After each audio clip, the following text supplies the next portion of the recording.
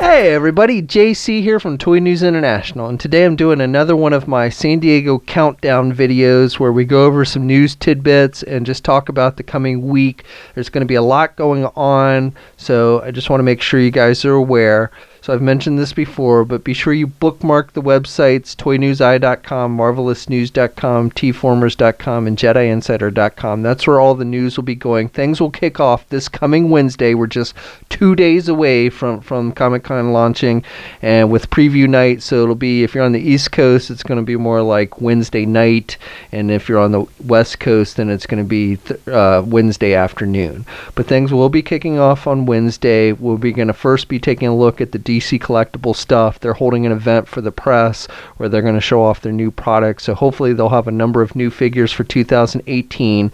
Now we've pretty much seen everything that they have for this year, so I don't expect any reveals for this year, but we should get a look at what they've got coming for next year, and hopefully, you know, we'll get updates on DC icons and things like that.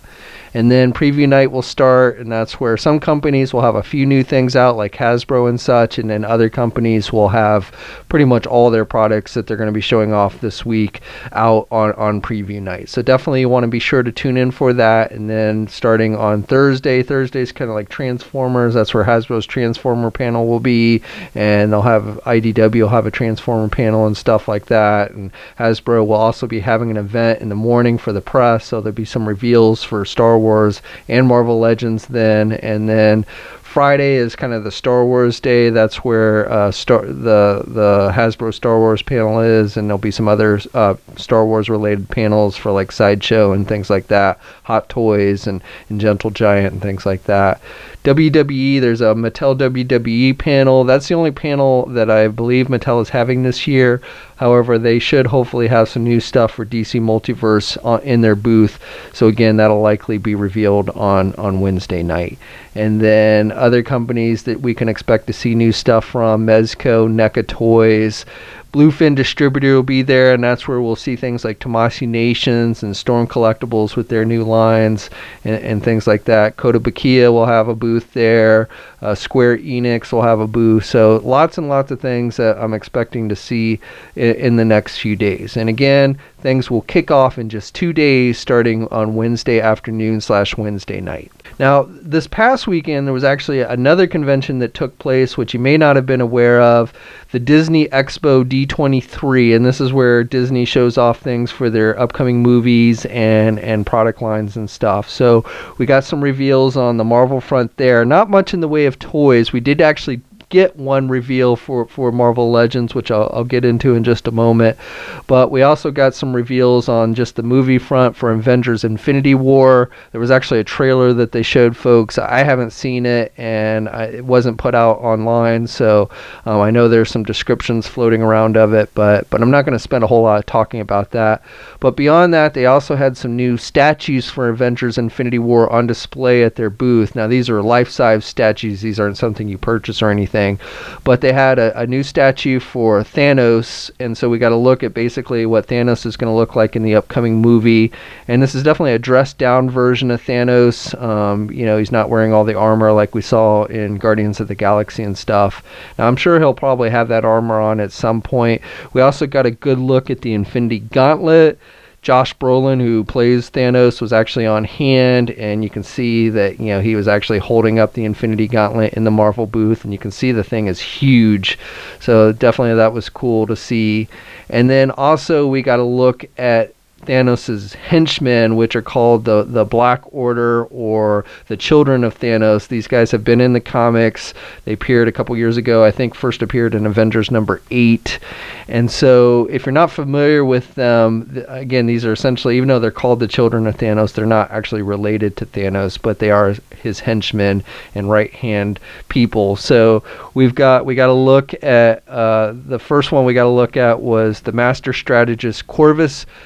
Glaive, I believe is how you pronounce his name. And again, he's known as like the Master Strategist, at least in the comics. That's how his character is portrayed. The Powerhouse Black Dwarf, so this is a big Hulk-like character, and you know, based on the statue, it looks like the statue is actually bigger than the Thanos statue, you know, the strong guy of the group. Then we got the Master Manipulator, Ebony Maw, so that's another character. And then we got Corvus's wife, Proxima Midnight, so she rounds out the group. Now there's actually another member in the group that, at least in the comics, called Supergiant. That character was not represented with a statue, so likely for whatever reason they're not going to appear in the movie. Though I don't know that 100%, and I don't really know how much of a role these guys will play. But it would be cool, if we got a box set with these guys at some point, a 6-inch box set. I don't know if they would do them individually, but I could definitely see a cool box set featuring Thanos and his Black Order. That would be cool. Now, speaking of Marvel Legends, as I mentioned before, there was an actual reveal. Jesse Falcon, who used to be with Toy Biz and now works for Marvel, was on hand, and he actually debuted a new Hasbro Marvel Legend figure. Now, unfortunately, well, not unfortunately, but I know a lot of you were hoping for a 6-inch reveal, but it was a 12-inch reveal, and it was of the Black Panther from the upcoming movie. So this is our first 12-inch movie figure that we're getting in the 12-inch Marvel Legends line, and it looks pretty good. I like the sculpting detail, at least based on the image and everything, and that figure will be released in February. Now, I know there's 6-inch figures coming, and in fact I'm sure we're going to see those this coming week at Comic-Con. I'm sure that's going to be one of the things that Hasbro reveals this coming week, are Black Panther figures, both comic and movie, I'm guessing. And so definitely you want to stay tuned for that. That's probably a good chance we might see Wednesday night, at least some of them. They might show part of the wave Wednesday night, and then the second part on Thursday or something like that. Just guessing, but based on Hasbro's past record with that kind of thing, I would not be surprised if we saw that. Also hoping that we see maybe the Captain America 2-pack I told you guys about a month or so ago, which I'm hoping is going to have a modern Captain America figure, maybe a Hydra version from Secret Empire as well.